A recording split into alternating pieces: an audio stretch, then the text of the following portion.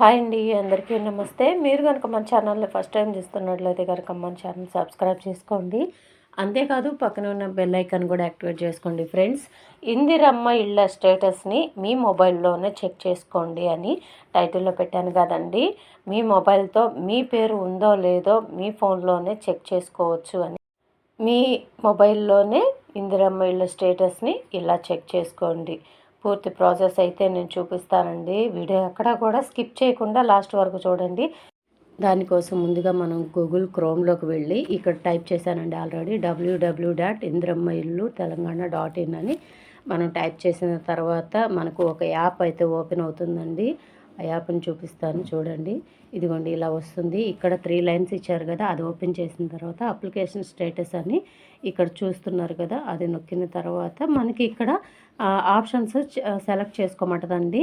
మనం search by కొట్టిన తర్వాత మొబైల్ నెంబర్తో కానీ ఆధార్ నెంబర్తో కానీ అప్లికేషన్ ఐడితో కానీ చెక్ చేసుకోవచ్చు. ఇక్కడ ఆధార్ నెంబర్ ఎంటర్ చేసిన తర్వాత కింద గో అనే ఆప్షన్ ఉంటుందండి. ఆ ఆప్షన్ని టచ్ చేసిన తర్వాత కింద మీ ఫుల్ డీటెయిల్స్ వచ్చేస్తాయండి, మీ పేరు ఆధార్ నెంబర్తో సహా.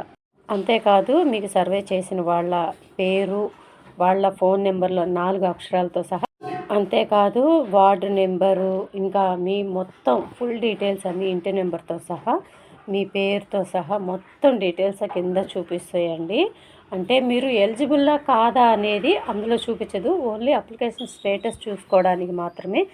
అందులో ఫుల్ డీటెయిల్స్ కనుక చూపిస్తే ఆల్మోస్ట్ మీరైతే ఎలిజిబుల్ అయిపోయినట్టేనండి. ఎందుకంటే ఒకవేళ కనుక మీరు ఎలిజిబుల్ కాకపోతే, మీ డీటెయిల్స్ అక్కడ రాకపోతే కనుక అక్కడ నో డేటా ఫౌండ్ అనేది చూపిస్తుందండి. అప్పుడు మీరు ఎలిజిబుల్ కానట్లే మ్యాక్సిమం. అందులోనూ రేషన్ కార్డు లేని వాళ్ళకి సర్వే అయినా కానీ ఉపయోగం లేదండి.